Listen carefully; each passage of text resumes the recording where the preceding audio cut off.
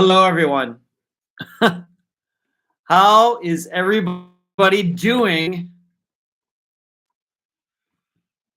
on a Thursday? Who would have thunk it? Thursday, thirsty Thursday. And yes, I'm going to talk about what I'm doing here. Obviously, this is not Clearwater Beach, Florida. This is not my condo, my very, very warm condo. And I'm going to get into that here in a little bit. But as you watch tonight, I'll mention this several times. And in fact, I'm sure many people in the chat will mention it as well, that please give this video a thumbs up as you watch, whether live or you're watching in a rerun, a replay. I don't care how far down the road it is.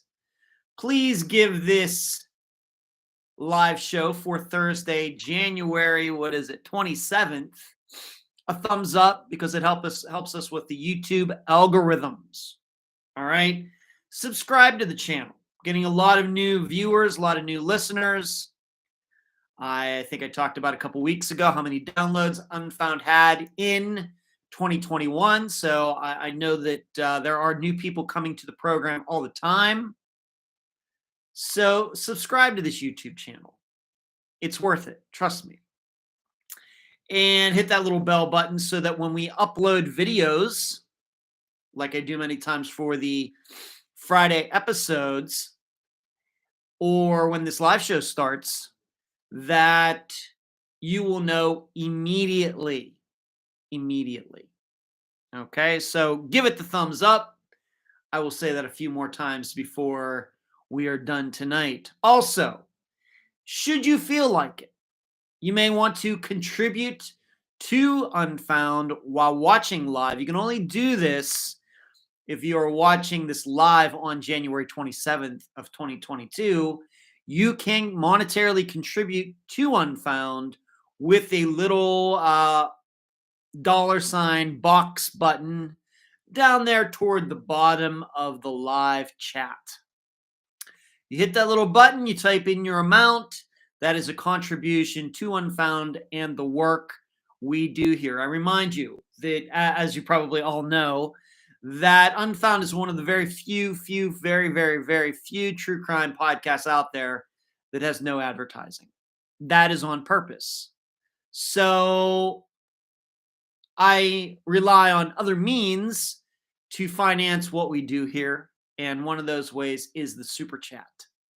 So whatever, $2, $5, $10, whatever you can afford would be spectacular. Also, patreon.com/Unfound Podcast. I'll mention that later. Or if you have a PayPal account, paypal.me/Unfound Podcast. So let's see who's in here before we go any further. Karen. Hello, Karen. I think that's maybe 3 weeks in a row you've been first, Karen. Maybe I'm hallucinating. LaFord. How are you, LaFord? Good to see you. Jessica, recent guest on Unfound. Jessica, thanks for tuning in tonight. I think you said this was going to be your first live show. Well, I hope you enjoy it. Sharon with YN at the end, so creative there, Sharon. Charlotte, got a question from Charlotte tonight. Valerie, the real. Hey, Jill.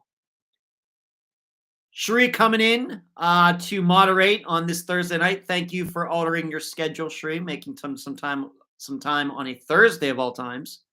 And she's asking a question of all of you. And Twinkle, good to see Twinkle getting back into the live shows these days. Hello, Twinkle, good to see you. And Twinkle says, I hope you're all are warm tonight. I'm going to be talking about that in a moment, Twinkle. And talking about John Benet Ramsey. Who else is in here? Spleen Girl. Yeah, it's the typical Wednesday show on Thursday. Welcome your host. Thank you, Jill. So glad this is happening on a Thursday. Wednesdays are harder to tune into. Well, unfortunately, Spleen, it will go back to Wednesday next week. Many of you already know why I changed it to Thursday, but I'll be talking about that. Hello, Kathy, coming to us from warm Southern California. Laura. Hello, Laura. Suzanne. Creepy. Hello, Creepy. Jasmine. Everybody's saying hi to each other. I always love that. DLV. Hey, Ed, long-time listener, viewer here. You do great work. DLV, you're very kind. Thank you. Thanks for tuning in. Maybe this is your first time, DLV, to the live show. I think that's spectacular. And MJ saying hello to all the beautiful people. Jasmine just had surgery. Oh, my. Okay. So thank you all for tuning in. I have a information-packed live show, as I usually do. I'd like to think I do a good job with that. But as you can see, I'm coming to you. This is a room many of you have seen before. This is in Pennsylvania. And I will at least give you the generalities of what happened, why I am here. I want you to know, of course, many of you know my dad lives here. My dad is just fine. He's great. In fact, he's just on the other side of that door talking to, at least he was talking to a friend of the family on the phone. He is spectacular, both good physically and mentally. And a friend of his was over. We had dinner tonight. We had chicken fajitas, so everything is fine.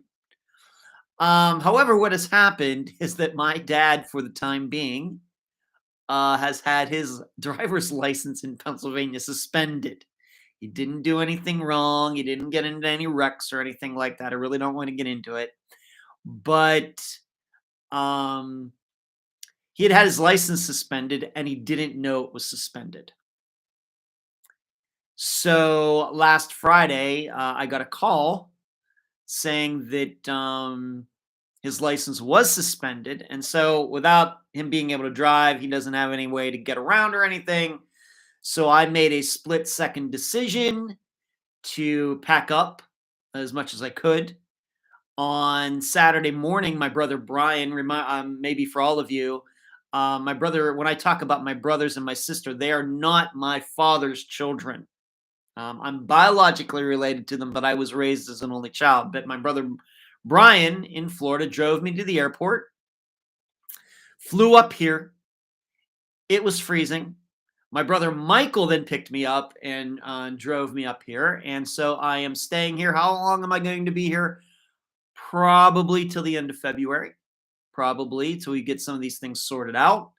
The room that I am in is that the room that I sleep in. The bed is right there. There's actually a TV right there that I can watch. And really, it's even kind of a miracle that I can even do these things because my dad got a new computer system a few months ago, and whoever installed it for him took away the Wi-Fi. So I am coming to you by using a hotspot on my phone, my T-Mobile phone. So that is how I am accessing the internet. Seems to be working just fine, but I can tell you that my dad has told me that the previous equipment that he had is now up in his attic. And so I'm planning on going up into the attic and finding the Wi-Fi system and installing it so we can get Wi-Fi going through his condo again, so I don't have to keep using the hotspot. It, of course, drains the battery on my phone very quickly, although it's plugged into the wall right now, so we shouldn't have that problem. And it's not as fast as if it were regular Wi-Fi. So I've been adapting. But I'm up here. I came up here to some of the coldest weather Pennsylvania has had in a long time. A lot of snow this week. And in fact, as I joked on Facebook just within the past hour, we've had weather here that is fit for neither man nor beast. But I think my exes would fit right in. So I love to make jokes about my ex. The truth is, I am very good friends with most of my ex-girlfriends, just so you know. That is just jokey Ed messing around. So I'm here. Like I said, I'm going to be here for about a month. Just driving my dad around. We've gone out, gone a little sightseeing, done some food shopping, went to Walmart, went out for breakfast, and I'm still getting a lot of the unfound work done. Although when I'm up here, I'm not quite as efficient as I am when I am in Florida. There were for obvious reasons, and of course, my dad was ecstatic for me to come up here. I suppose, given the situation, he could have just flown to Florida, but he has some doctor's appointments and things coming up that he would have had to have missed, and I really don't want him to miss any of them. Once again, he is fine, but he is 85, doctor's appointments, things, and so I don't want him to miss any of those. So I chose to come up here, and take all of my work with me. So there you go. What are some of you saying here? Creepy said 10 under today in my part of Pennsylvania. Yeah, last night, Creepy, it got down to about 6 below zero here in the Butler area. Hello, Marlene. Thanks for tuning in, Marlene. Good to see you. Valerie, a bit of Vegas News Bally's is going to be rebranded to the Horseshoe. Thank you for keeping me updated, Valerie. Thank you. Twinkle said, my dad went over a year without renewing his tag. He got pulled over, and the cop just told him to get it done as soon as possible. Dad was 85 at the time. Twinkle, I wish it was just that simple. It's not with my dad. It's not quite, but yeah, these things happen. But his license was not expired. The registration on his car was not expired, and like I said, I don't want to go too much into it. But for now, his license is suspended, and he has a hearing, but it's not until April. So I will help him out for a month, but after that, he's going to have to find some other means to get around. And this hearing, he will have a chance to get his driver's license back. Jessica, I'm going to try to do that. Thank you very much. You picked a good week. Creepy, I have perfect timing. I mean, I've said that if I'm going to be here in Pennsylvania, I want it to snow. I want it to be cold. That's just if I'm going to be here in January, February, I want it to be cold. I want it to snow. I don't want any of these, slushy 25-degree days and stuff. That is even worse. Let's just let it snow like 2 feet, 10 degrees below zero. Let's just get it done. Let's just do it. Likewise, if I were to go back to Vegas, for example, let's do it. 115 degrees, heat index of 130, 10% humidity. Just give it to me. So I guess I've gotten what I asked for by showing up when I did. And even as I sit here, you can see that I'm wearing a sweatshirt with a hoodie, and I actually have a blanket over my legs. I feel so so that's what's going on. And the problem is that this room tends to be the coldest in the house, even with the heater on. And in the summer, it's also the hottest. So you get the worst of both worlds. But there you go. So that's what's going on with me. Hello, Linda. Kathy says, yeah, my dad died at age 88. He still was able to drive okay during the day, but not at night. My dad, I think, is a fine driver. And like I said, I don't want to get too much into it. But he did not get his license suspended because he's a bad driver. Hello, Carrie. Good to see you, Carrie. Thanks for tuning in, Assistant Carrie. Everybody's saying hi to everybody. Love all this camaraderie. MJ, you'll never forget making those memories. Such a blessing. Thank you, MJ. Thank you, Suzanne. Thank you, DLV. I try to be. My dad only has one child, so I gotta do my part. 100%. No, I can't, delegate authority to other brothers and sisters because in that context, I don't have any. Jessica said, I could take the March shift for your dad. Jessica, you're very kind. Maybe we could talk about that. Charlotte, we have snow here in Lime, Ohio. I know more snow is coming, Charlotte. That's for sure. For sure. Shree says, you might as well take miserable to the max. Exactly. Let's get it on. And I am the type of person, like, when it came to going to the dentist between September and December of last year, it's just, how quickly can we get this done? Let's just do it. Me sitting around waiting for it and thinking about it and everything is only going to make it worse. Let's just do it. Marlene says, hi, Ed. I have new headphones. I caught up with your show from last week, and you mentioned you love tea and hot cocoa. I do too. I love dark chocolate hot cocoa. I want to try that, Marlene. I've had some hot chocolate since I've been in Pennsylvania. In fact, I believe I'll be making myself some hot chocolate after this show is over tonight. But I've been drinking a lot of hot tea, which is something I also like. But of course, I don't have a chance to do that too much in Florida because it never really gets that cold. Although, from what I've been told, the Tampa area has been very, very chilly for Florida. And I feel really bad that I'm missing it. TD, hey, you have to get back to vote in Clearwater City Council race. Hey, TD. Okay, I'll get right on that, TD. That's funny. TD, I'm glad you're keeping track of things like that. That's a good citizen that you're doing that. I have to admit, I had no idea. Marlene, have you tried the s'mores talk? I love Earl Grey tea. I like just about any kind of tea, Charlotte. I don't think that I've run into a tea that I don't like. DLV epic snow totals expected in the Boston area on Saturday.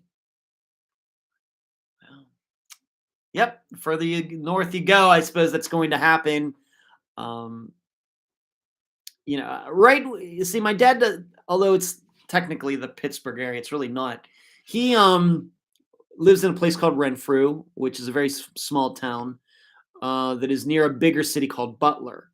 And it tends to get some of what they call the lake effect off the Great Lakes, in particular Lake Erie. Snow, cold weather comes from the north. It comes over the lakes, whatever goes on. And then that, like, northwestern part of Pennsylvania always gets way more snow than the rest of the state, except maybe for the middle of the state where all the mountains are. But the northwest part, Erie, Mercer, Meadville, Sharon, Grove City, where I went to college, that area gets the lake effect, and you can just get hammered. And where he lives is right kind of on that edge. Whereas where I grew up in Leechburg, it's a little farther south. And although, of course, we got snow, we had some big snows, not quite like what they get here, even though Butler's only an hour away from Leechburg. So that's how I'm giving you the meteorological survey of Pennsylvania. There you go. And I haven't lived here in 24 years. Crazy. All right. So that's what's going on. It's been cold. It's been snowing. I have to admit, I'm a wimp. When my dad wants me to go get the mail box is probably just out the driveway, about 150 feet. I take the car to go get the mail 150 feet away. So there's that. And then one night I did the video, maybe some of you saw it. I took the garbage out in very cold conditions just for something fun to do. So I'm trying to have some fun with it. Maybe if it snows some more, I'll go out and do a video of me making a snow angel or me doing something, stupid. I'm thinking about that. But it can be really beautiful when the snow falls and everything, but I don't miss it. Of course, when I'm up here, you can't go outside and do anything. No disc golf or anything. It's just, miserable. So you're stuck inside, and the floor is always cold and all of that. The windows are cold. I just forget about some of these things, having not lived in this kind of climate for a long time. Now, um, when my mother died in 2018, I stayed from November till the end of January, and so I got to experience most of that winter here. Um, but that's been like the last time I was here, so that was a few years ago. Um, Carrie says you can have all the snow. I am not so patiently waiting for summer to come back. Um, Kathy says, love that video of you taking out the trash. No snow or ice for me. No, thank you, Carrie. I live in Australia, but I was born in Switzerland. Oh, Karen, how exotic you are. You live in Australia, but you were born in Switzerland. That is fantastic. That's just like the coolest thing I've heard recently. Born in Switzerland. My mother and father, mom and dad, went on a trip, must have been early 80s. And they were in Switzerland, took a lot of pictures that I've seen many times. What a beautiful country. Just so such a unique place, Switzerland. And of course, Australia, very unique too, in a totally different type of way. So it's very, very neat, Karen. Interesting. Okay. So I'm in here in Pennsylvania. Gonna probably be here till the end of February. While I'm here, I'm straightening some things out for my dad, computer stuff, money stuff, all sorts of things that he needs me to take stuff into the attic and, things that he can't do. So I'm helping him out with all of that. And so let's move on to the true crime portion of this live show, because that's really why this exists. I don't mind talking about myself. I think a lot of you are interested in hearing the behind the scenes of Ed Densel's life, although I do not reveal everything. But and I try to be very positive about it, and I try to make it interesting and funny, as I have done for the first 22 minutes of this show. And I think that once again, I don't know how transparent other true crime hosts are talking about their private lives and things. I have no idea. But I feel that if people are coming to this live show for the first time, I think that they would be happy to know that there's a host who, is just, has things going on just like every other person does. So that's kind of what's in my mind with some of these things. I'm excited too. I live in Queensland, Australia, but was born in South Australia. All these Australian. I love having these Australians tuning into the live show. It's already January 28th over there. It's been January 28th for a while. And let me do something here.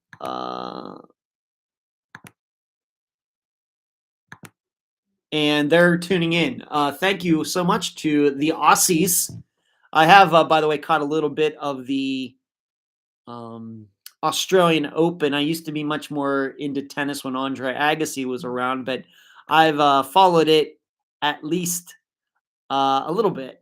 So let's do that. I'm going to make sure my other laptop battery does not die during this live show. Okay.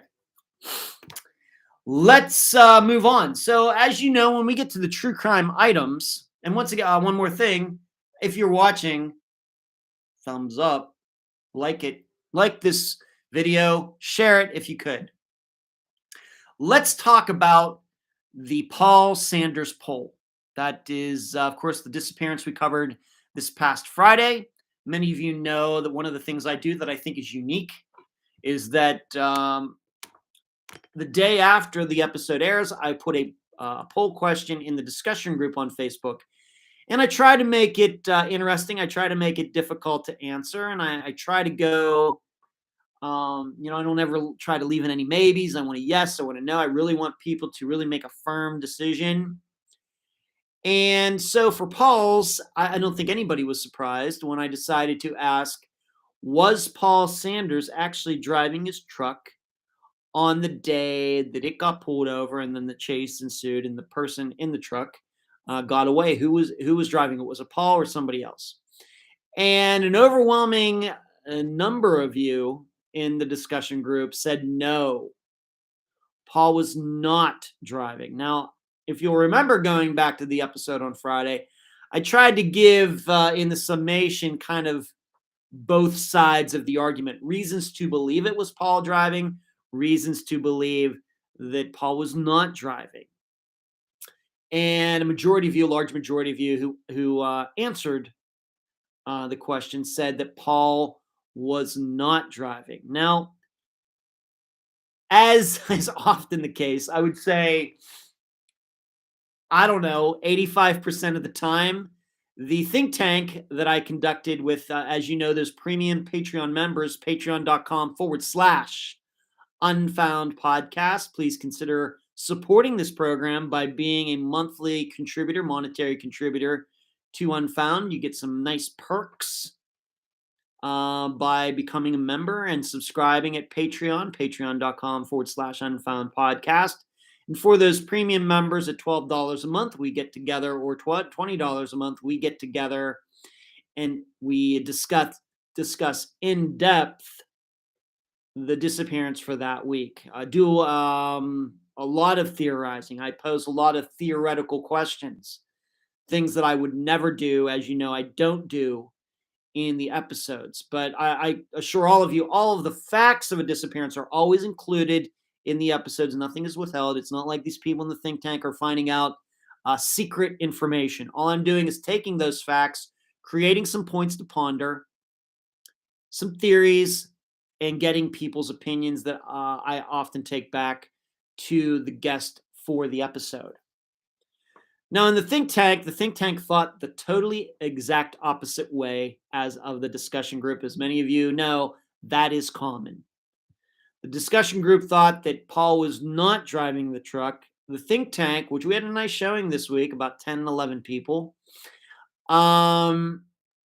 decided that Paul was driving the truck. And we talked about that. It wasn't unanimous, but pretty close. Pretty close. And we talked about that. Now, for me, as you know, that I write a blog on Patreon. It's always at least 3,000 words, and all you have to do is pay $2 a month to access those blogs that I've been writing since 2017. That's a lot of writing and a lot of reading that you'll be able to do for just $2 a month. Or $5 a month if you like to get a few perks mixed in there as well. Additional perks, I should say. I came to the conclusion, and one of the things I do with the blog is that I try to come to a firm theory at the end. I don't like to leave the readers hanging. And I came to the conclusion that Paul was probably driving as well. And for me, I think it's just because, of course, no proof that we could go either way on this. For me, really the decider for me was that looking at all of these other disappearances that Unfound has covered that have been solved, they've for the most part been pretty straightforward. Whether it was murders like Zoe Campos's or Andrea Bowman's, or some sort of accident like Crystal Morrison's, or some others, or unfortunately we also had a suicide with Devin Bond. They were for the most part pretty straightforward. Esther Westenbarger, maybe it's a little bit surprised, but I don't know so overtly so. So that's it. So what I'm saying here is oftentimes the most straightforward answer, the most simple or simplistic answer, the theory that you come up with is actually what happened. So on that basis, along with some other theorizing that I do and logical jumps that I make, and once again, patreon.com/Unfound Podcast if you'd like to read it,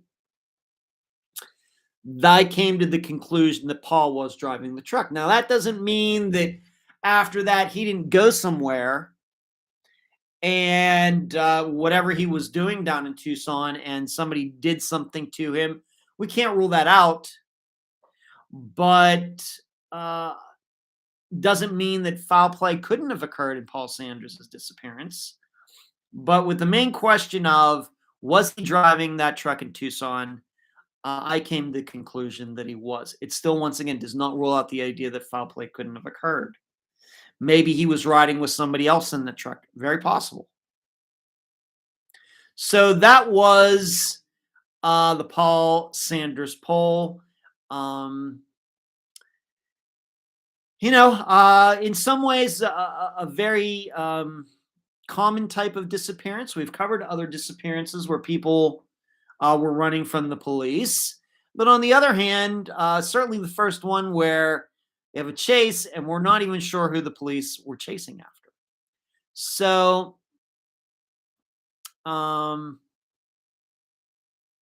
that was the Paul Sanders disappearance. I, of course, will keep in touch with Jessica, who is in here tonight. Jessica, thank you for listening to what I have to say. And I'm sure we'll be talking again soon to talk about the episode and talk about the response to it. I do that with all of the guests on the program if I can reach them. So that was the Paul Sanders disappearance. In addition, if there is any, I even know since the episode came out, I know that my assistant Carrie, who's in here, has been talking to Jessica. They've been working on some things, and I think that's spectacular. That's why my assistants exist, and I'm glad, very happy that those two could get matched up and start talking a little bit more, maybe find out some more facts, and even produce more clarity on what was going on in Paul's life at that time over 20 years ago. So let me see what everybody has been saying. Carrie says, places on my bucket list: Australia, London, and Switzerland. Linda says they're predicting 15 under here Saturday morning. That sounds spectacular, Linda. Linda's saying, I highly suggest joining the think tank. Well worth $12 a month. You heard it here first. Linda's not being paid to make that promotional pitch, but please do. Patreon.com/Unfound Podcast. Thank you.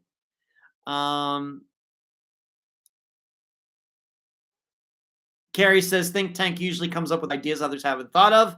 The think tank is the only thing of its creation anywhere in the world where a small group of people get together and discuss in depth a disappearance every week. It's the only thing on earth, the only group that does that. If you'd like to be part of a very exclusive group, patreon.com. And Carrie was the odd man out. She did not think that Paul was driving. Totally fine.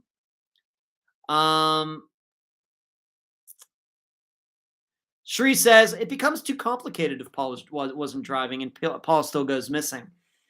Yeah, that's Shree, that's kind of the reasoning that I used. Once again, no facts to support that, but we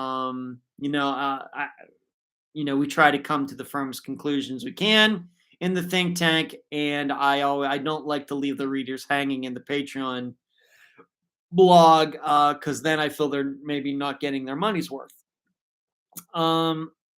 Yep. Suzanne, you are very generous. Thank you for contributing using the super chat button with that little green #1 fan. Thank you, Suzanne. You are very generous with the super chat. Okay, talking about another case. Shannon Gilbert, not familiar with it. Carrie says, now that we are healed up, and we'll again, hoping Jessica and I get together soon and meet up. Absolutely.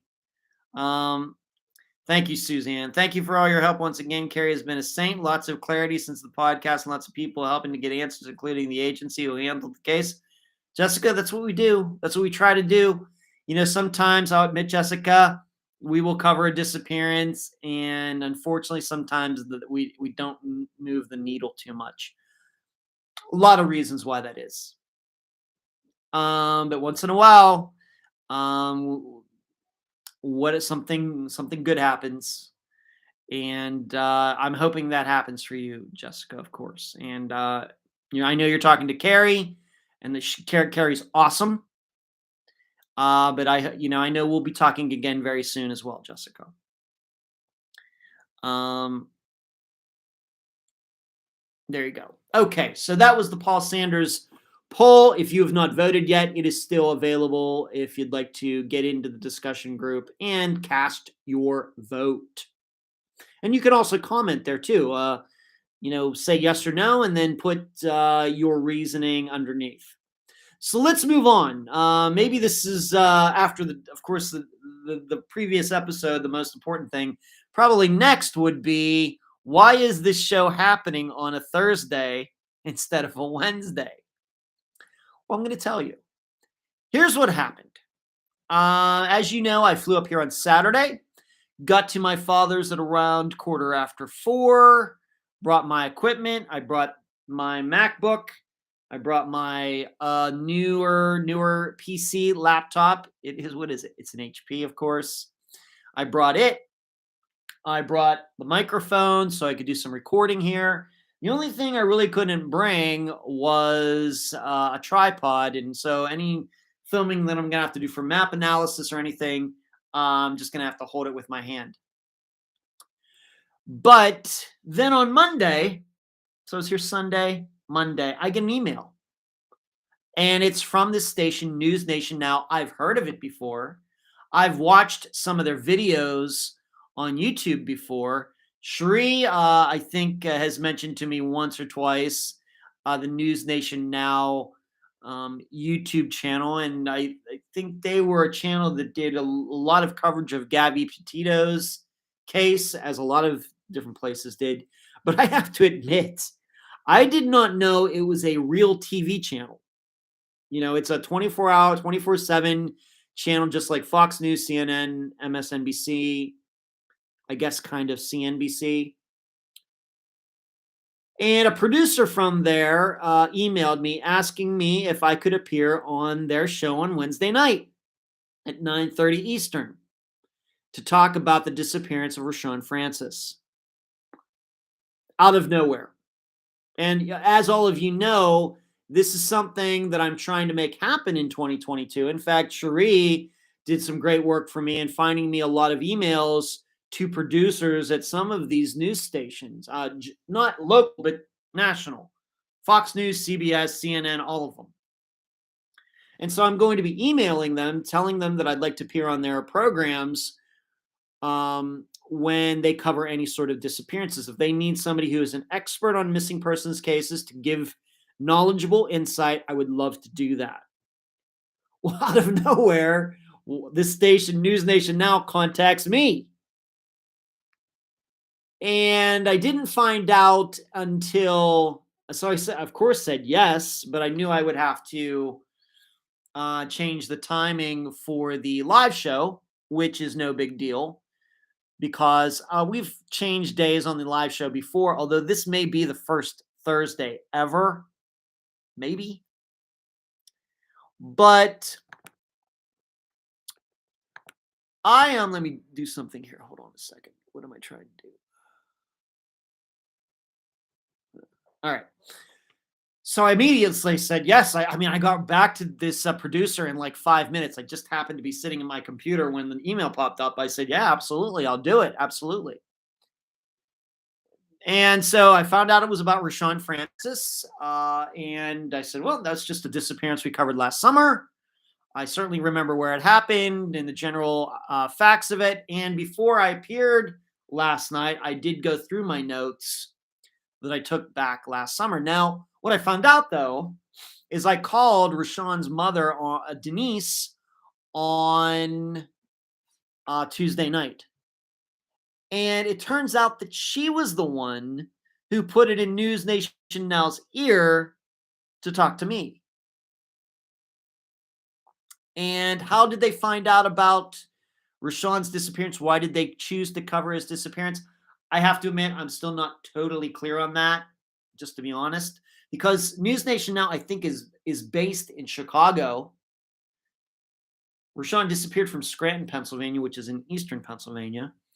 And Denise lives in New York. So I don't exactly know everything that went on there.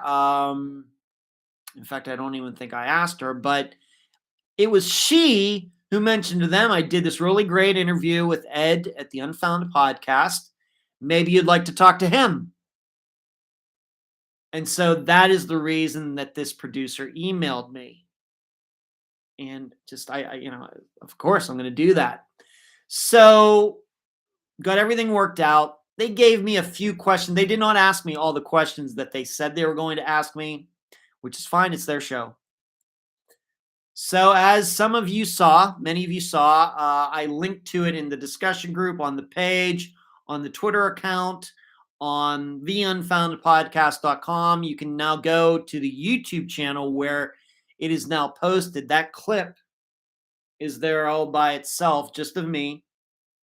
So if you haven't watched it, please go do so. So I was sitting right here, as you saw. I have to admit, a little nervous. Because what happens is they have it on the screen. We're using Zoom and you're watching the show happening. And then the producer, even though the show's happening, somebody in the control room says 3 minutes, a minute, 30 seconds, because there was no prep. I didn't talk to anybody except through email before I appeared on the camera. And they said 30 seconds. So I'm watching this. And then all of a sudden I'm on the air. As you saw, the host introduced me, and that's just how it happened. And there I was sitting at the computer. And how long was it? Just a few minutes, maybe 3 minutes or something like that. I was wearing my Unfound shirt. My hair was looking fantastic. And I thought it went well. And what was a real thrill is that being that it was a real news station, on TV, a lot of people, maybe many of you, actually got to watch it right on your TV, live as it happened. So that was pretty cool. And I really, really, really want to do more of that. And I think that is a strength of mine, to be put in those situations, because I think well on my feet. It's very much like speaking to students that I've done so far. So it went really well. I've watched it since then. Maybe I might change a couple words and things in there, but I thought it went really well. My brothers and my sister got to watch it. My dad was watching over in the other room. We do get the station here, so he was watching right one room away. Could not DVR it though. Something's up with his DVR here. Couldn't make it work. So, but the exciting thing is that this morning I thanked them for having me on, and I told them, if you're going to start covering disappearances, even ones that my program is not covered, I would still like to come on and offer some insight. And if you need somebody knowledgeable to talk about missing persons topics, I'm your person. There is nobody else. I am your person. And so the producer got back to me, and she said that, yeah, we absolutely want to start covering some more disappearances. What kind, what do you have and everything. So I sent her back an email saying, well, I got 220 unsolved disappearances. So, I got a wide array that I would love to talk. All of these need attention, all of them, every single one of them. So any of these that you'd want to do would be fantastic. And I would love to come on and, talk about them. And although I didn't include it, of course, I could help them get in touch with family members to interview, and if whatever they wanted to do. So I'm hoping that that's going to build some, working together there. Maybe not every week or something, maybe every month, maybe. And I think that would be really good. So, was excited to do it. Just one of those things, it just came out of nowhere. It seemed to happen so fast.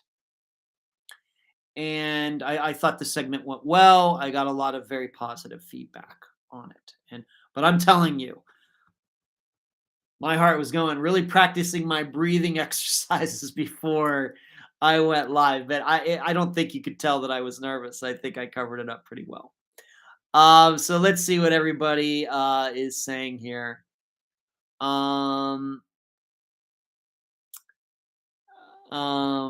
see how we have to go back here because you were on the news. Yeah, I was.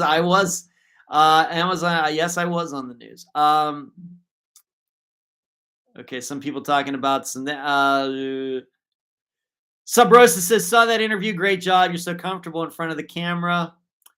I'm glad it looked like I was comfortable, Sub Rosa, but I'm telling you, my heart was pounding. And I've been working on some breathing exercises to calm myself out in the disc golf course.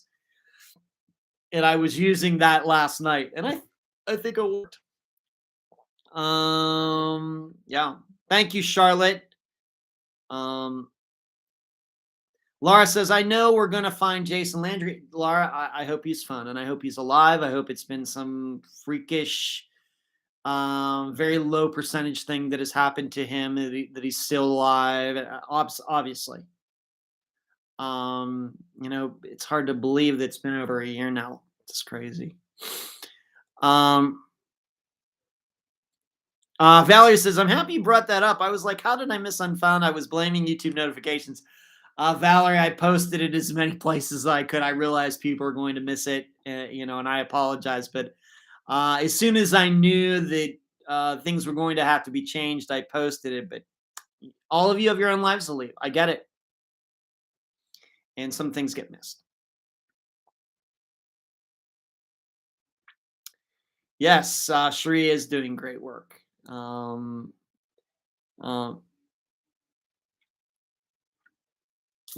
Thank you.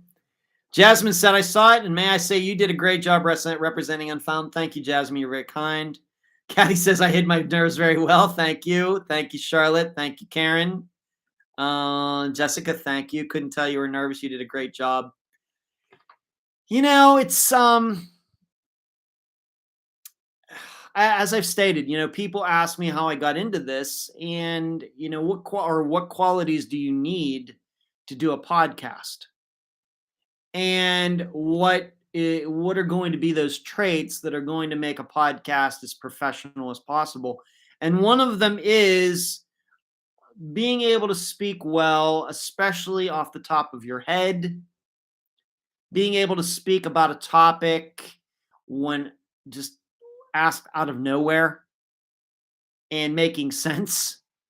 And I have to credit the work that I did at Star Trek: The Experience, because they kind of, before you even got to act in front of people, we went through some of those things, improv type of qualities, having conversation, being somebody else, pretending to be a different character and speaking in that language, behaving like that person. We got some of that before we were ever able to act in front of the public.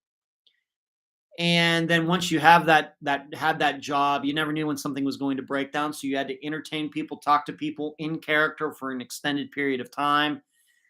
Those are all skills that I still use to this day. Maybe not in recording the episodes because they're scripted and I can record it as much as I want.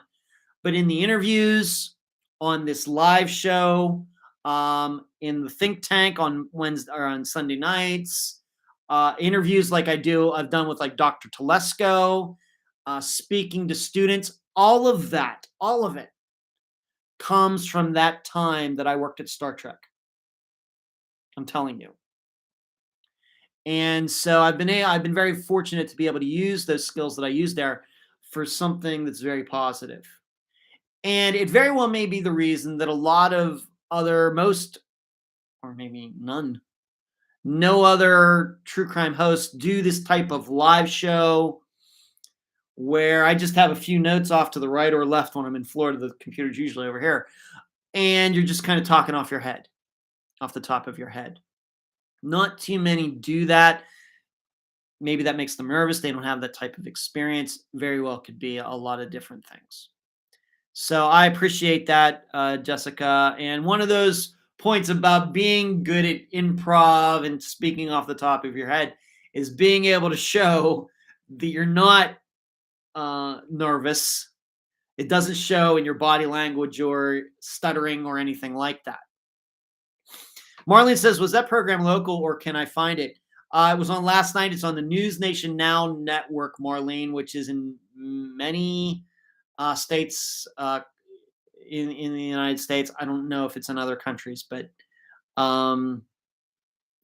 yeah, it was on it was a real TV channel. Thank you, Suzanne Spleen Girl. Thank you so much for your contribution tonight. Thank you. Yeah, it's on the Marlene. I know you're a big Unfound page person on Facebook. The link is there if you'd like to watch it there. Suzanne says, couldn't tell. I'm just so good at covering this stuff up. What can I say? Thank you, Jessica. Yeah. Thank you, Jessica. Thanks, Valerie. The channel is extremely popular with true crime to get your name out there. That's one of the reasons. I think that's one of the very what would we say, bang for the buck ways to reach a very wide audience. Maybe a lot of audience that doesn't even listen to podcasts yet, and to be able to just I don't even know what their Nielsen ratings are, anything regarding News Nation Now. I have no idea, but to appear for 3 minutes. I'm there. They say my name. I have the shirt on. That's, free advertising. And at the same time, though, it's good work. And so that's always been a goal of mine. But I had to get to the point where I thought I had covered enough disappearances and slowly build up that resume. And then what do you know? I get on a news channel without even contacting them. It's just the weird how life works. The camera loves me. Well, you know what, Sabrosa? I love it too. Thanks. Thanks, Charlotte. You make the shows appear as if you're talking to a friend. It is refreshing not having all the showboating. It's what kept. Thanks, Carrie. Thank you. There you go, Marlene. Cherie posted Charlie Bravo. That's Cherie, Marlene. She posted that link. So you will have it if you didn't get it on the page. If you'd like to watch just that short section where I was interviewed. There you go, Marlene. Thank you, Cherie. Rooted. I appreciate the work you do. I just saw your episode last night for Rashawn. Thanks, Rooted. That was, I don't know, maybe you're talking about the episode last summer where I interviewed Denise. Or maybe you're just talking about maybe what I did last night. Either way, thank you, Rooted.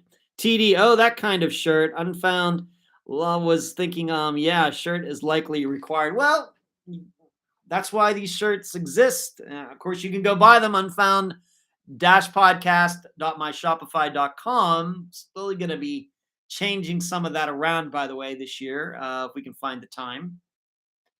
But that's one of the reasons the shirts exist, that when I do appear, as you know, I usually wear them for the live show. But when I've gone to speak at the two schools so far, although I haven't worn like the t-shirt, I have a collared shirt you've seen. I've worn that one that says Unfound. Always got to be doing a little bit of advertising. Always. Yeah, thank you, Rooted. Thank you very much. It's feel great to read.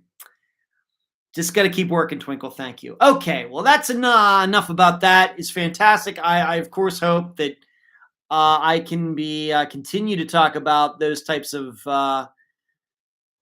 appearances, and we will get some of these disappearances coverage on national news channels. That is a dream of mine. So we will keep working at that. And I need to, of course, thank Denise. She knows, and I talked to her on Tuesday night, but I need to thank her for putting in a very good word about myself, about the program. Obviously, must have been very kind that News Nation contacted me. So Denise, if you're out there, if you're watching this, you're going to watch this later. Thank you so much. Anything I can do to help in the future, you let me know. Moving on, we are getting to the end of January, so you know what that means. Another episode of Unfound Now. I'm going to be filming it probably on Saturday. I know what the disappearance is going to be, but it will be a secret until the episode comes out. I know that my assistants already know the disappearance I've selected. So, but you will get to watch it. It will be uploaded sometime on Saturday. I anticipate it being another one which will be like 30 to 40 minutes long. It will be a combo of me being in front of the camera like this and also me doing some map analysis. It's going to be a little weird because I'm going to have to hold my phone to do so. That's just what you got to do since I couldn't pack a tripod with the clamp or whatever it is to put the phone there. So I'll just have to do it by hand, and I think it will come out fine. But this weekend, please be looking for another Unfound Now. That's something, a monthly series that I've been doing since the summer of 2020. And so I think I've done about 18 of those now. I'd have to count them, but it has to be around 18, 19 now. And if you've listened to the update episodes, even just the most recent one at the end of December, you know that I now include the missing people who I've talked about in the Unfound Nows. They now also get mentioned in those update episodes. That's something kind of new that was started just in the last couple update episodes. So that is how important I also think these Unfound Now disappearances are. So if you've not yet watched those, you should. And going back to the summer of 2020, some of them have been solved. The very early ones have been solved. But the last, I think, 12 or something, I think for the most part, they are still unsolved. Also, because we're coming up to the end of the month, and we're going to have another newsletter. So I'll be working on that this weekend. So my dad may not see me all weekend. We didn't have one at the end of December simply because the update episodes kind of are newsletters anyway. As if you get the newsletter, you know that I usually include updates of cases in them. And so when you have an episode that's 3 hours long or something that has all the updates in it, kind of left with not a lot to write about sometimes in the newsletter. But I will be writing a newsletter. It will be coming out this weekend. What will be the topics? Probably a little bit of what I'm talking about here. And along with maybe talking about some other things that are going to be happening this year with Unfound. We'll just have to see where it goes. Sometimes I really don't know everything that I'm going to talk about until I actually sit down to write.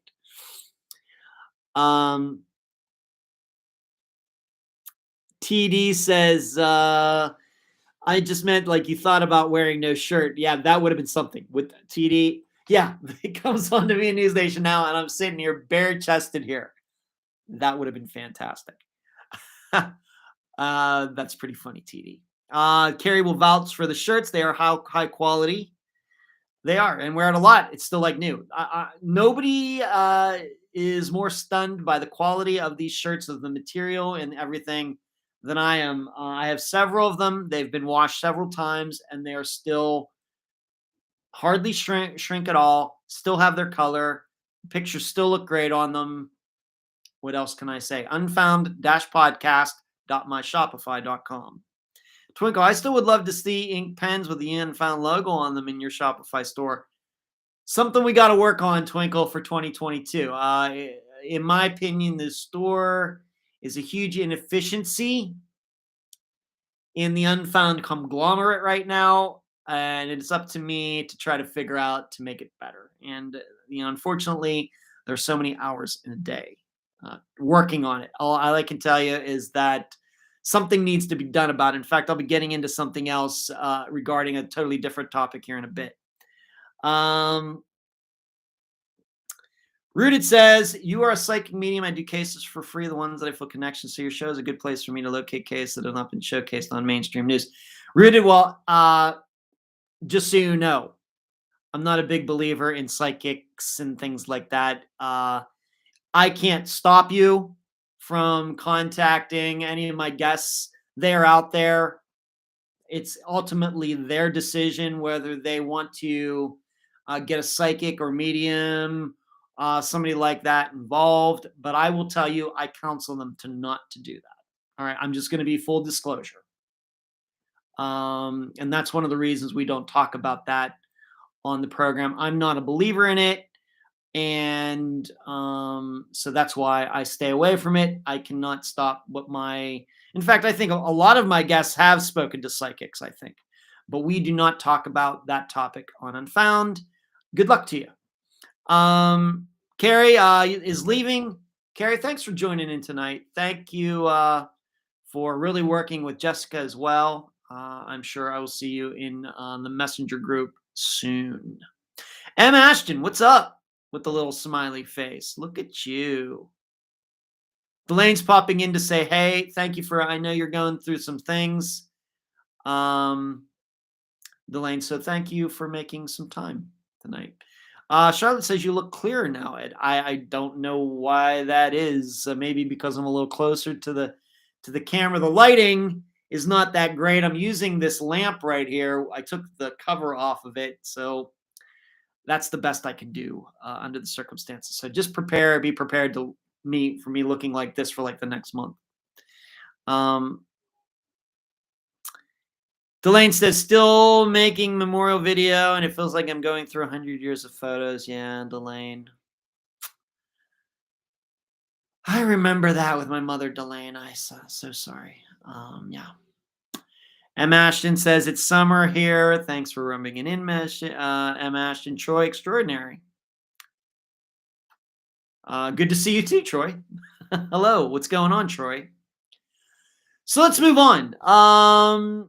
Let's take a question. How about that? Being that Jessica is in here, she is a former, of course, our most recent guest on Unfound for Paul Sanders' disappearance. She did ask me a question. Is there a specific reason I started Unfound? Jessica, I've kind of answered this before, but being that you are a guest, I feel like I have to answer this again. I've just always been interested in mysteries. I've just always been interested in disappearances.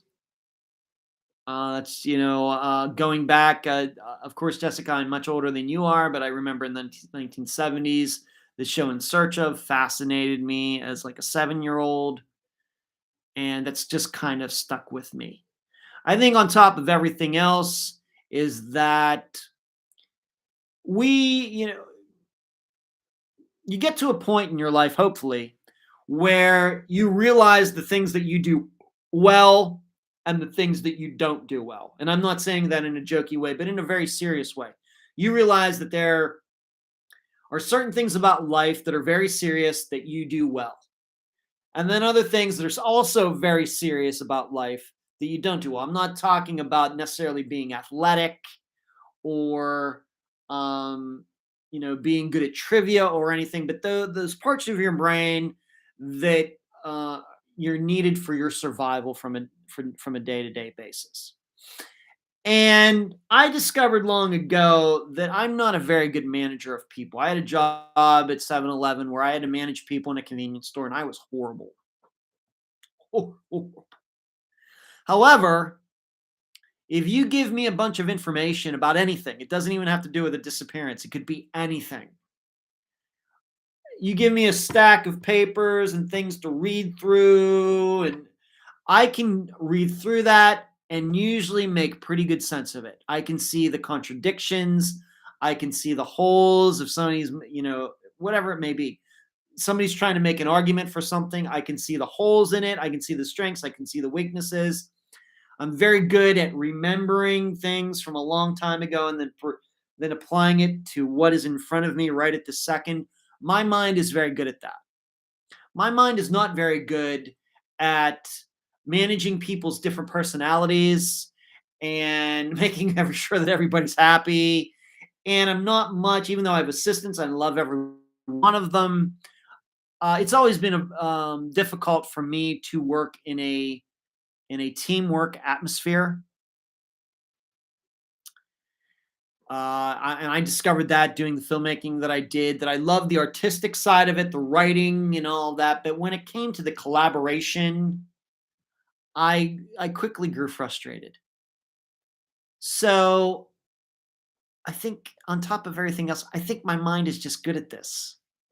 When you're talking about um, information, a lot of complex information, times and dates and locations and timelines and what people said and all of this, my mind just seems to be very good at keeping it fairly organized. And so that's what I'm using when I'm putting the interview outlines together. I'm able to think through everything and think what is the most logical way to present all of this, because a lot of you are hearing about these disappearances for the first time. And so I have to make sure we get it right the first time. And using that part of my mind, I think, helps. So if it was some, other kind of work, doing some other type of podcast, I don't know if I would be very good. Everybody has strengths and weaknesses. And the sooner you find out what they are, and once again, I know we all joke around about all sorts of, I'm not very good at this, I'm not very good at that, I'm not very good at cooking, I'm talking about the serious parts of your life. And the quicker you find out what you are good at, the way your mind works, probably the happier you're going to be. Now, for me, it just took a long time. And of course, when I started into the workforce, podcasting didn't exist. The internet didn't exist. And it took a lot of other technological advancements to happen that what I thought I was good at could be matched up with where the technology is. So there you go. That's what I would say to you, Jessica. It's just a lot of things put together. But in the end, I could have all the interest in everything that I have in mysteries, but if you don't have the mind to be able to organize it and put it in a way that the public can understand, then you're probably not going to be a very good podcaster. You can have all the interest in the world, but if you cannot convey ideas to the public, it's fine to be interested in disappearances and everything, but probably you're not going to be able to do a podcast, do a show, something like that.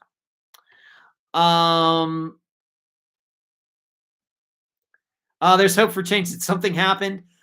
There's hope. There's always things happening in the live show. It's great to see you. It's okay to be late. Maybe you don't understand why we're doing this on a Thursday. It's because I was on TV last night and had to change the live show. But there's hope. Good to see you tonight. Thanks for showing up. K-Dog, I want everybody to know, of course, I'm not going to reveal K-Dog's real name, but recently I found out K-Dog's real name. And K-Dog, good to see you. Thank you for joining in tonight. Pleasure to see you. Thanks. Jessica, 7-Eleven made me laugh out loud. Jessica, I'm going to tell you, I worked there for 10 months. I don't think I laughed once while working there. Delane, I did take a break early and rocked, sang my new baby boy to sleep. Oh my, Delane. Oh my. Okay. M says you're good at keeping interviews on track without being rude. I think I am, Ashton, but you will see comments out there. They exist, on iTunes and elsewhere. Although I've not been to iTunes recently, but I hear sometimes people send me notices and things. Some people think I am rude. It is true that once in a while I do jump into the middle of a sentence of a guest. I don't make any apologies for that because my job is to keep the interview on track. And trust me, by the time we're doing the interview, the guest perfectly knows that I have their best intentions in mind. They absolutely 100% know that. I'm not doing it to be rude, but they understand also they're very nervous. They have a lot to say, and sometimes they do ramble a little bit. They get off topic a little bit, and it's my job to keep them on topic. I'm the professional one here. I'm the one who has done this 200 some times. And frankly, my job is to make them look good. And I feel bad if I don't. I think I've done pretty well with all the guests. but my job is to make them look good. That's my number one thing.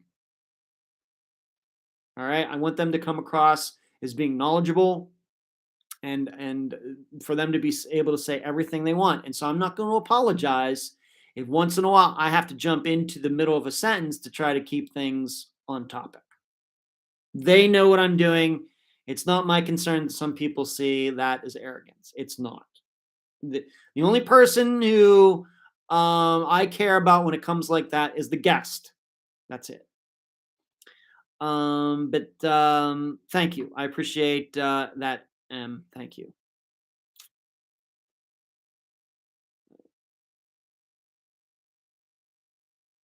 True. There's hope for change. I think you've gotten lots better with interviews. Man, I hope so. There's hope. I really hope so. In the earlier videos, you seemed like that, but now I think you're lots better, smoother. It was all on the job training at the beginning. There's hope. I'd never done anything like this before. Thank you. I will take all the applause I can get, Delane. Sabrosa, you don't seem very materialistic yet, but what is your one thing you would splurge on for yourself if you won the lottery? Oh my. Well, Sabrosa, I've talked about it before that if I hit like one of those big Mega Millions, like Mega Millions, like 400 some million or something, I would certainly start a missing persons convention where families could come in and there'd be different topics and different presenters and everything. I've often talked about that because I got this question maybe last year or something. That's certainly in my mind. But when it comes to material things, I don't know. The thing is, Sabrosa, is I really like my solitude. And so probably I would get a house with very big walls and a lot of cameras and a very sophisticated view. It's not like I'm afraid of the public. I go play disc golf tournaments. I go to trivia. I don't have any fears of the public or anything, but I like my solitude. And I think that's what I like about where I live now, that you can be very solitudinish where I live now. And so it'd probably something along those lines. I don't see myself having a fleet of cars or anything like that. But it would probably be some huge house, a living section, and then a huge work section to do the program and a recording studio and all that. Probably that was what it would be. It wouldn't necessarily need to be out in the middle of nowhere, but far away from the neighbors that I would forget that they're there. Probably that would be my one big splurge. Thanks, Troy. Austin Martin, those are nice. Sure, you can't deny that. Spleen says, how many millions how many would it take? I don't know. But I think, Spleen, if after taxes, like I said, one of these big lotteries, if after taxes you have like $200 million in cash laying around, I'm pretty sure I could figure it out. You'd fly all the think tankers to the convention also. I think we could make that happen, Delane. Yeah. There's hope. Thank you for your contribution. You're very, very kind. There's hope for change. The question, skip it if you're too trivial. You said once no almond milk for you. I stopped using it because of the high sugar level. What was your reason? I can't drink regular milk. I'll tell you exactly why. That's a great question. It's an easy question, and I've actually joked about it. Almond milk just is like water to me. I made a joke on my personal Facebook page, and it seems to me almond milk is like one molecule away from water. So I've switched over to oat milk, and it's much better. It's still not like cow's milk, which I love, but I just, I'm going through this thing in my early 50s where my body doesn't know, am I lactose intolerant? Am I not lactose intolerant? And so I don't even want to take the chance anymore. So I've gone to oat milk. It's good with cereal. That's what's most important to me. And it is certainly better than almond milk. And thank you once again for your contribution. Thank you. So that was my question. Jessica, thank you for the question. Moving on. In a few weeks, this is interesting. In a few weeks, Unfound, I don't, is it going to be in 2 weeks from tomorrow? Maybe 3 weeks from tomorrow. Just can't say. We are going to cover two disappearances and a murder, an unsolved murder, in the same episode. And the guest is going to be a very, very unique individual. I'm very excited about it. I just completed the interview outline today. I sent it over to the person who is working with this prospective guest. Very excited about it. And it will be another, I think, unique coverage of cases, two disappearances that are still unsolved and a murder that is still unsolved. But they may be connected, but they happened in different years. And so I'm really excited about this. This will be one of those unique episodes, maybe along the lines of like a Cameron Remmer episode or Flight 370, that kind of episode. I think it'll be something like that. And the other thing is these two disappearances and this unsolved murder are quite old, like 60 years old or older. So just want you to look forward to all that. Of course, before that episode comes out, I will talk about it on this live show, whatever live show that will be. And I like, as you know, I love covering disappearances. I love doing what I do, but it's interesting, I think, once in a while to switch things up at least a little bit. And this will be one of those unique kinds of episodes. So be looking for that. Like I said, I'm guessing that probably won't be for, I'm saying 2 weeks, but it's probably going to be 3 weeks from tomorrow. Spleen says, I love oat milk, but it's high in caloric content. Spleen, I count calories as much as anybody, but I just can't drink almond milk. I just can't do it. It is one. I'm telling you, Sabrosa, it's one molecule away from water. That is what almond milk is. And I'm not even a chemist, and I think I know that. We'll give oat milk a try. I'm 54 and hate the changes. Yeah, my sister has become lactose intolerant over the years. Not sure about my brothers, but it was also something that my doctor suggested last year. There's hope. And I am one of those people that takes what my doctor says seriously.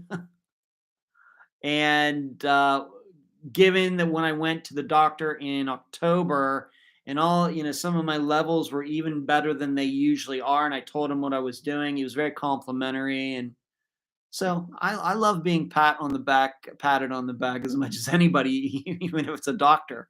So I'm going to keep it up. And because he said, yeah, you got to get away from the cow milk stuff. All right, moving on again. Once again, some more topics to cover before we still got 42 minutes. You should also know that here coming into 2022, that I'm having a lot of success contacting schools. I know that although Dr. Telesco and I have not talked about it yet, I'm pretty sure I will be speaking at Nova Southeastern again, maybe in March or April. So there'll be that one. I think if I wanted to, I could go back to Northwestern State University. The issue with that is it's a long drive. But surely, if I talk to is she a doctor? Talk to Michelle Holcomb again, that we probably will be able to work something out there. But once again, it's the drive. And will my brother want to go with me again? Or, will I find somebody else? I just don't know about that. But I would certainly love to go back. I'm not saying I won't. But given the logistics, a little harder than going to Nova Southeastern, which is really only 4 hours away.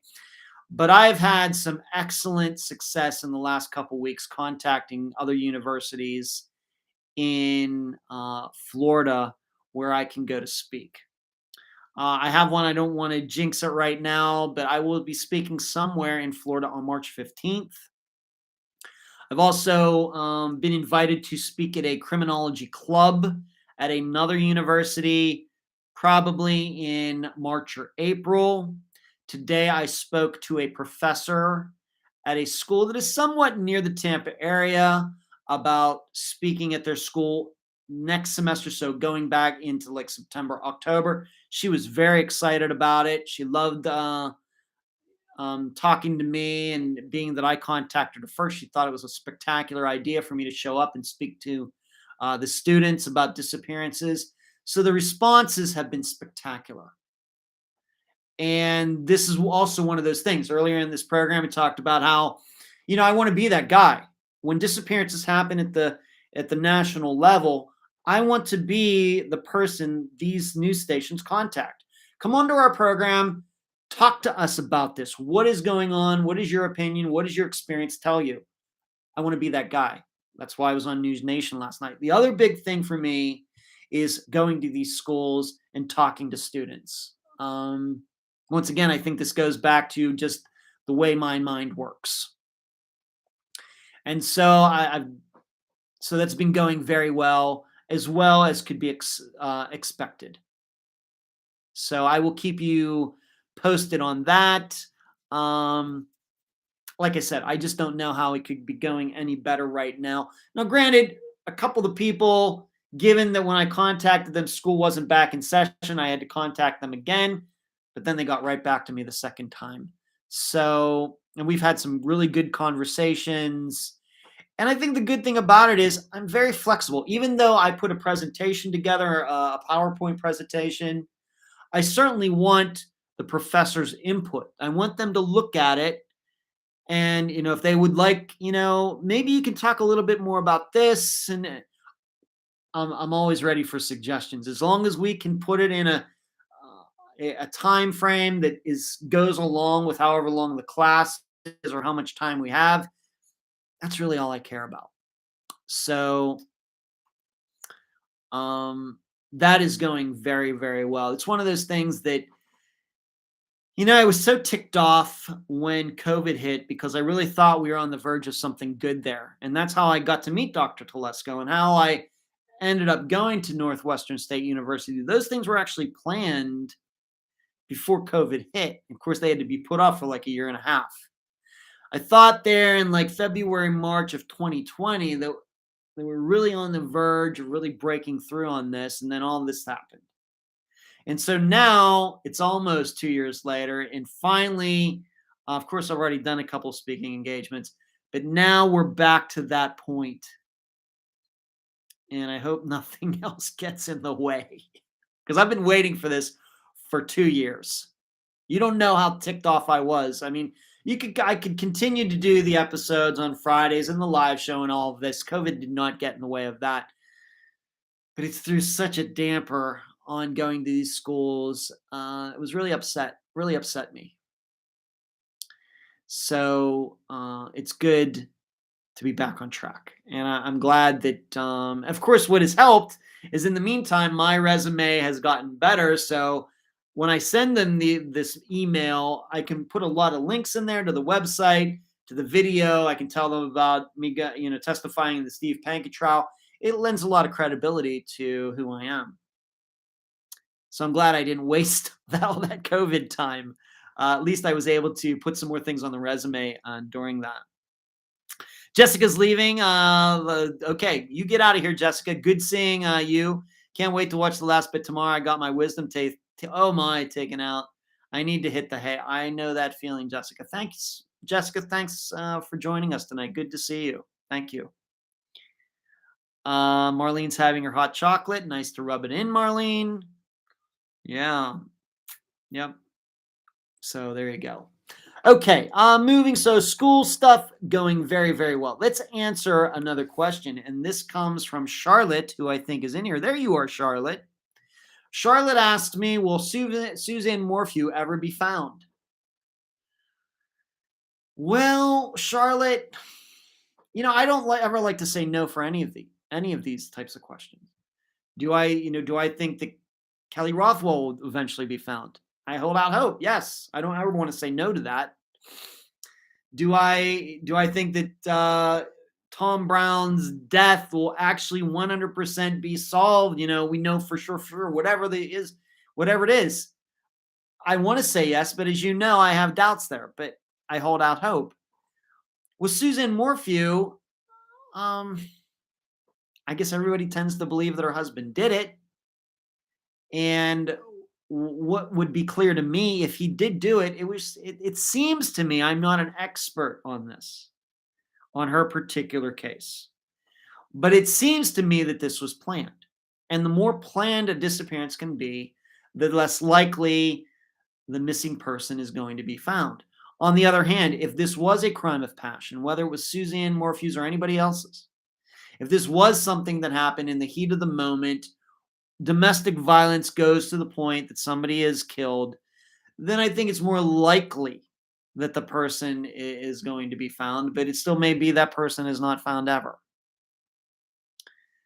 So my idea is that Suzanne Morphew's disappearance was planned. And so I would say that the odds of her being found are very, very, very, very low. And given what her husband was involved in, once again, if he did it, I don't know if he did anything or not, but being in the certain business he was in would make it, I think, more likely that he could get rid of a human body much easier than most other people. So really all I can say, Charlotte, that you have to look at the totality of the circumstances. Just, well, she's missing, is she going to be found? You really have to look at what you think happened, who you think did it, what do the facts say most likely why this occurred, what did the suspect, if he is a suspect or somebody else, what did that person do after the person went missing? And I think it all adds up that the odds of her being found are very, very, very, very low. So there you go. Everybody's talking about Swiss Miss. I love me some Swiss Miss, the mini mushrooms, marshmallows. Charlotte, you're welcome, Charlotte. That's really the best I can do on it, Charlotte, under the circumstances. Shri is saying Barry, her husband, will end up in a hung jury, maybe very much like Steve Pankey. And that's something else, Charlotte. Just because Suzanne is found does not mean that Barry's going to be convicted. Janelle Matthews was found. Steve Pankey was not found guilty. So we just have to remember that. Swiss Miss makes a dairy-free mix now. Boy, TD, it must be the 21st century. Okay, moving on. Maybe, is it tomorrow night? 2020, we'll be covering Jody Huisentruit's disappearance. And, 2020, I think they always do a decent job. I'm not sure who they've spoken to, but the only reason I know it's happening is because I know that findjody.com posted something about it. So it very well may be that somebody from the website, Caroline Lowe, or somebody has been interviewed regarding Jody's case. And on that note, Find Jody, the podcast, does have another new episode out. I don't listen to many true crime podcasts, but that is one that I've been following from the beginning. So I would urge you to check it out too. Where I listen to it is on Spotify. But I think they've been doing a fantastic job there. I think they're like 28 episodes or some crazy number regarding Jody's disappearance into it now. And as you all know, Caroline Lowe has been on Unfound twice. And I call her a very good friend. And in fact, just recently, she recommended Disappearance to me that hopefully we will cover at some point soon.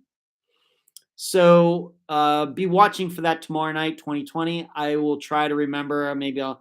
My dad's DVR doesn't work so well. So if I'm going to watch it, I will have to watch it when it happens. But if you're home tomorrow night and you want to watch 2020, they're going to be talking about Jody Huisentruit's disappearance from Mason City, Iowa in June of 1995.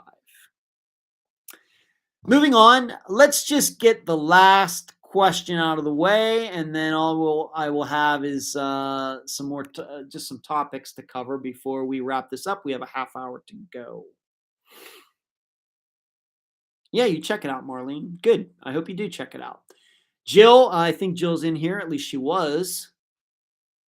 She asked me. Jill always comes up with maybe a question I've not gotten before. What have you found the most difficult about covering multi-jurisdictional cases? Here's what I will tell you, my perception, Jill, and we've covered many. I wouldn't say it's 50% or anything like that. We've covered many disappearances where there have been jurisdictional issues. They usually arise because a person was living at point A in county A, and his car was found in county B. And there's every reason to believe that the missing person drove from county A to county B.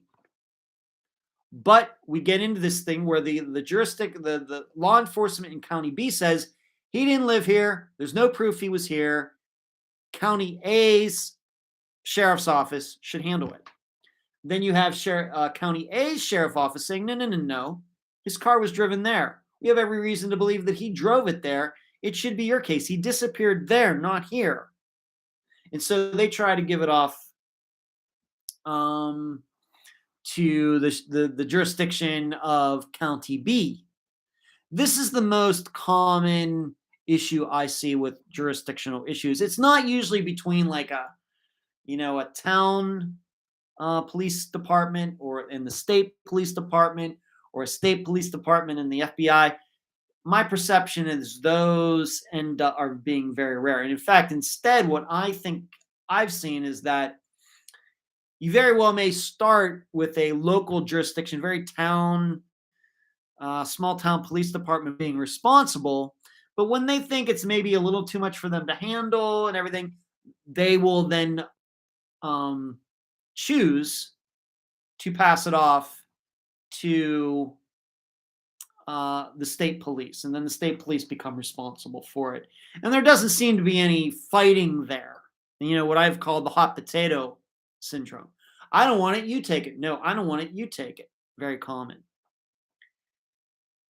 So what's most difficult, though, is that when you find out what eventually happens in these multi-jurisdictional cases, is there doesn't seem to be any rhyme or reason to them. We could have one where County B ends up getting it, and then another one in County A ends up getting it. Even we could just talk about this past Friday with Paul Sanders.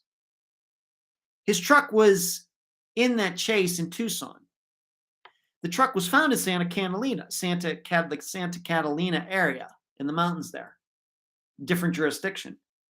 But for some reason, it's the Mesa Police Department that's responsible for the missing persons case, even though there's no proof that he disappeared from there.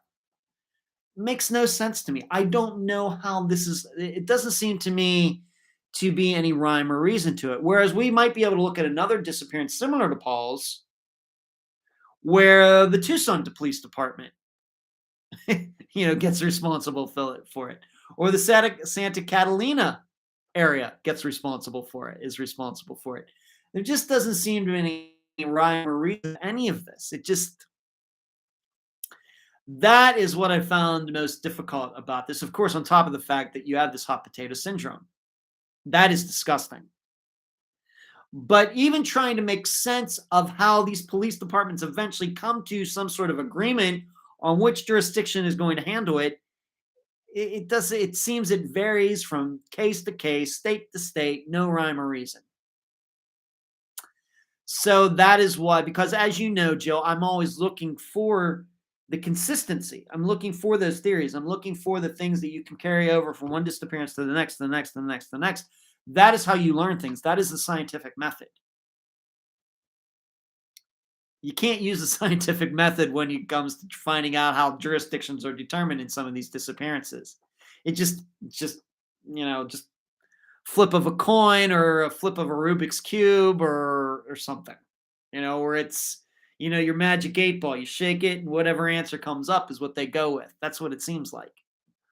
I'm not saying it is that way, but of course, it's, not that way, but the reasoning is hard to understand from the outside. And I don't know if when we have these situations that we could go back to Paul Sanders' case. I don't think Jessica really totally understands why Mesa is responsible for it, because the truck, whoever was in the truck committed the crime down in Tucson. The truck was found. Somebody was with that truck over in those mountains, and that's not near Mesa. I don't know. That is what I find most difficult about it. Jill, thank you for asking. Let's move on to this. There is a book that is now out by one of our recent guests. You remember Allison Diker. She was on to talk about her mother, Lonine Rogers, who went missing from not far away from where I am right now, right up here north of Pittsburgh. Of course, you'll remember that her mother was deaf. So was her father. There is a belief, I think, a reasonable belief that her father caused her mother's disappearance. Maybe something else happened, but you can always judge those things for yourself. But she has a book out now, and I thought you might want to check it out. And it's called A Daughter's Journey, and it's by Allison Diker. Her last name is Duiker. And it was not out, I don't think, at the time our episode came out, but it is out now.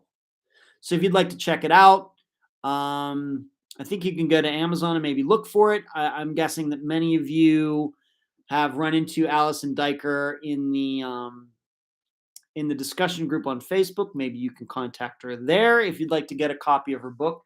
I don't know if it's in ebook form or what, but it is out. And if that is something that sounds interesting to you, she's going to talk about her mother's disappearance and how she's dealt with it growing up, of course, to be an adult and dealing with it all this time from the 1980s. You can contact Allison about getting the book, and I hope you will. I want to talk about that. Speaking of books, I'm just going to be honest with you. The Unfound books are not getting made right now. The reason is I thought I found somebody to do them in 2021, and it did not work out. It actually ended quite poorly.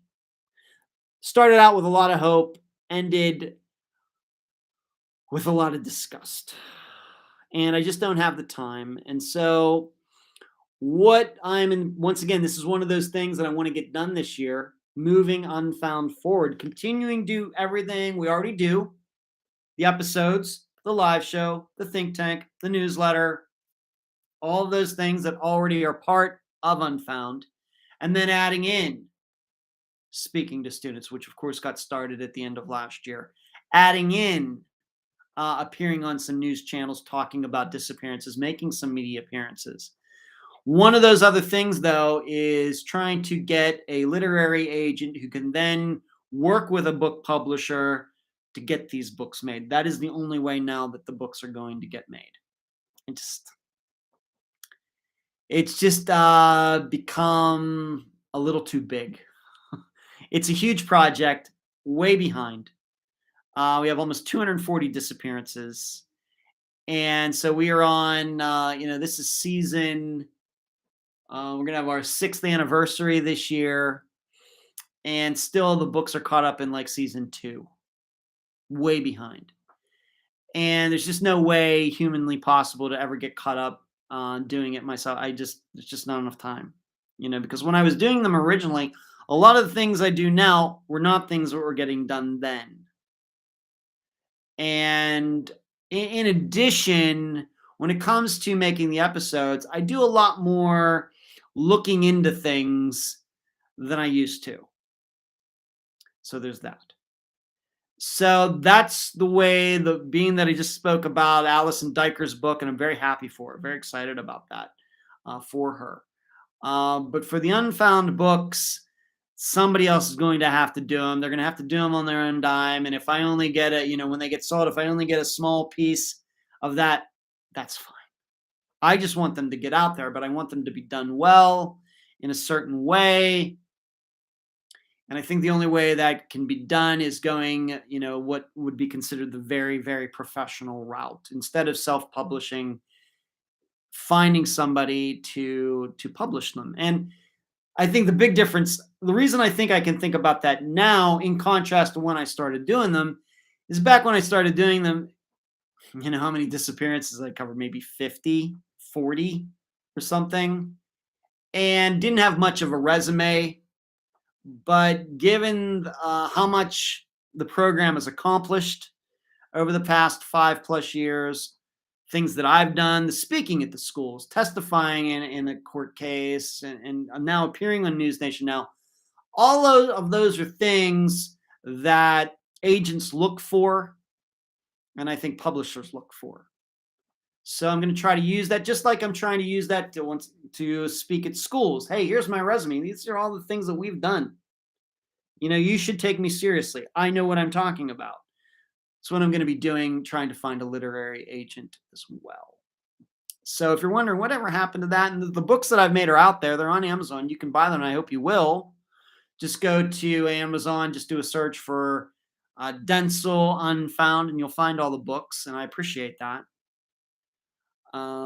But if they're going to get done at this point, it's going to be done in a more, I guess, traditional publishing way that it still exists, even though I know a lot of people do self-publish. Of course, I've done that with books, but just too much to do. And I think they're very important. It's just that these other things that I do behind the scenes or in front of the scenes just are a little bit more important. It's just the way it goes. Carrie says she's back. Okay, well, I thought you were going for good, Carrie. Well, thanks for coming back. Thanks for checking back in. So that is what is going on with the books. And so I'm hoping to find a really good literary agent who knows what he or she is doing, and we can get together on something to get all of this done for 2022. As you could tell, 2022, big year. Big year. I'm trying to really make this a very, very big year for the program, branching out and doing a lot of things and accomplishing a lot of things. Linda asks, how do you spell the name for a daughter's journey? Allison spells her last name D-U-I-K-E-R. D-U-I-K-E-R. Allison, I think, is with one L. Allison Diker. D-U-I-K-E-R. Linda, there you go. So I got one more kind of a news item, and then we will be moving on to this Friday's episode, which is a disappearance that I've been looking forward to publicizing for a long time. I want to talk about Brendan Santo. He was a young man who disappeared from around near the Michigan State campus in October of 2021. And just recently, his remains have been found. So approximately 3 months later.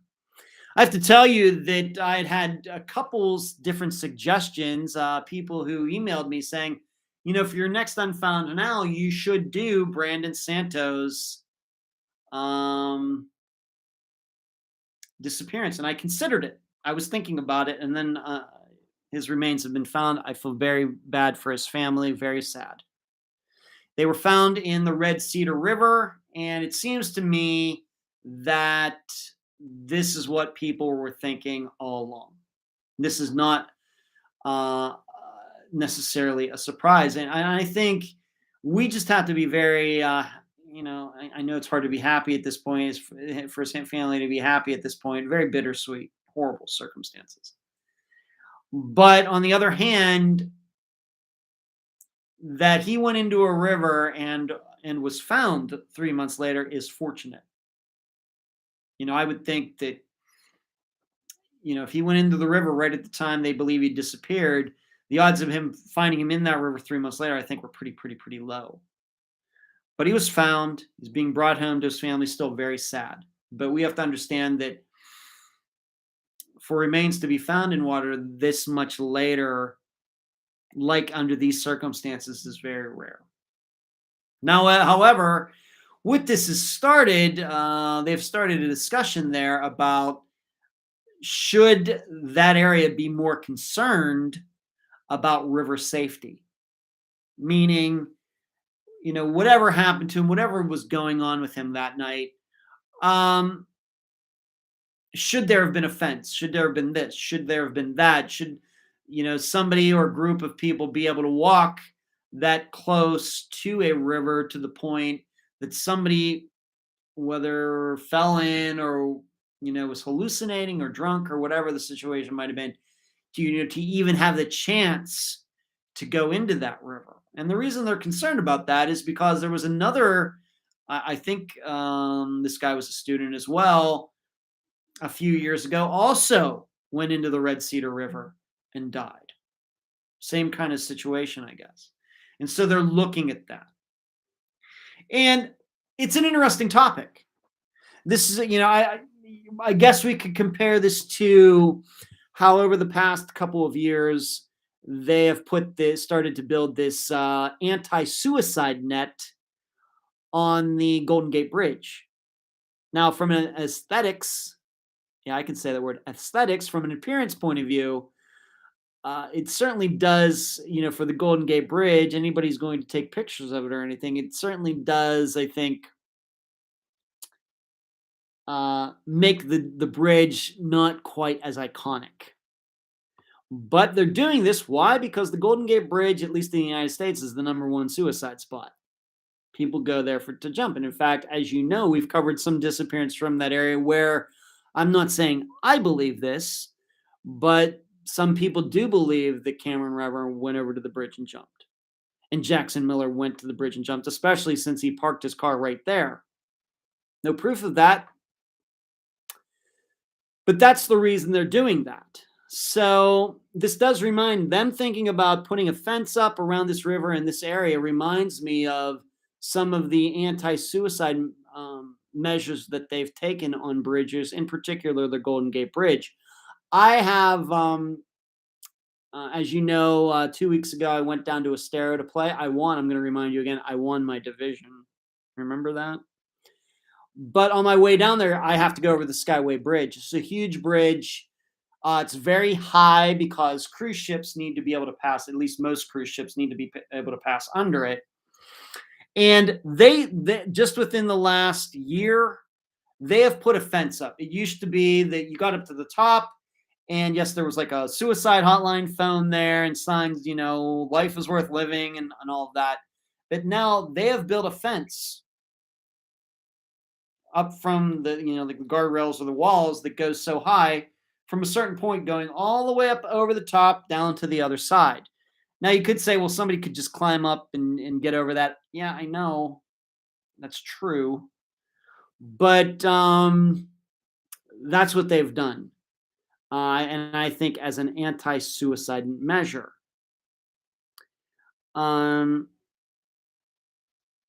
Cherie says, actually, a private investigator found him. I think I knew that, Cherie. Yes. Carrie, it is damned if you do, damned if you don't situation. If they put up fences, people would be mad that access was blocked. I was just going to get to that, Carrie.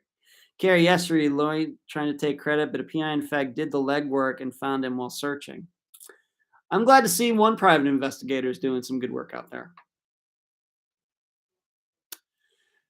But yes, it does, as Carrie's saying, this gets to a situation where how do you balance this? Now, very well, I don't know this area where Brendan or this other young man might have gone into the river. I've been to the Michigan State campus, but it was like 1985 or something. I don't know this area, so it very well may be in this area that they could put something up, a fence or something, and nobody would mind. But we also have to remember, in most places, probably that's not very convenient to do. We have to remember that a lot of these rivers, especially here like in Pennsylvania, they are bordered by private land. People have their cabins, their houses right on the river. And I mean, really, and then of course, once again, because I'm familiar with the state of Pennsylvania, a lot of these rivers where they're flowing is out in the middle of nowhere, and you're going to go out and put a fence there too. So it may be practical under certain conditions. And we might even say that putting a fence up in this area of the Red Cedar River might have stopped the death of this other young man and the death of Brandon Santo. Maybe, I don't know how we could say that for sure. But I have to believe that it would not cut down on these types of circumstances very much. Now, you may say, well, if we just save one life, it's worth it. The problem is there's no guarantee of that. Even when we have this net that was set up, that has been set up at the Golden Gate Bridge, what's to stop somebody from jumping off, going into the net, crawling to the edge of the net, and jumping again? And I think what we also know, if people are set on killing themselves, and I'm not saying Brendan was, I don't know. But for those people who are set on ending their lives, a net, a fence, other things probably are not going to stop these people. They've already made the decision, and they're going to make it happen. These are people who are very troubled. They're depressed. That doesn't mean they're not good people. They're good people, but they are struggling with things, and they just don't want to be here anymore. So that also has to keep in mind. And so then you start wondering, how much money do you really want to throw at that to stop that when there's no guarantee that it'll work? It's one of those cost-benefit analysis things that we talk so much about. It's done in any sort of engineering, building, with buildings, with airplanes, cars, everything else. There's cost-benefit. We could certainly make cars safer if we wanted to spend $1 million per car, for example. Like this condo, of course, that condo building that fell in Miami last year. Maybe if it had been built more solidly, that it wouldn't have fallen. But then the cost of the entire building would have gone up, then the cost of the condos would have gone up, and maybe people wouldn't have been able to afford it to live in the building at all. Just tough to say. There's hope. The Andrew Sadek death was really terrible in North Oklahoma. He wasn't from Texas. I'm not familiar with that, Charlotte. There's hope. Also, people love jumping fences, cutting through them, and doing whatever they can to get past the challenge of a fence. That's true. Fences do work a lot of times, but we also know that if you have a fence up around like a car lot or something, if some thief wants a car in the lot, they'll find a way to get in there.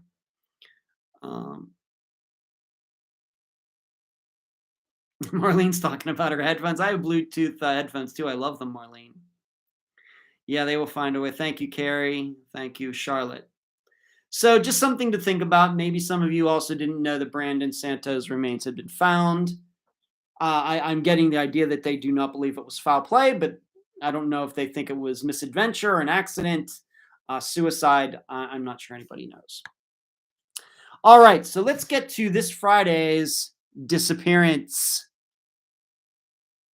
This Friday, we are covering Gotta Go. There's Hope. Thank you for showing up. Thank you for your generosity tonight. There's Hope. Thank you so much. Really appreciate it. This Friday, the disappearance of Jennifer Perry. Finally. She went missing from Marathon, Florida, which is essentially part of Key West, those chain of islands down at the southern tip of Florida. She went missing on July 30th, 1993. So we were talking about a disappearance that is almost 30 years old. Her sister, Angela, will be the guest. Wanted to also interview Jennifer's mother, who I've gotten to know very, very, very well, but she had some health issues. And it's really one of the reasons that this episode has gotten delayed as much as it has. But Sue is her name. Her Jennifer's mother is still not 100%.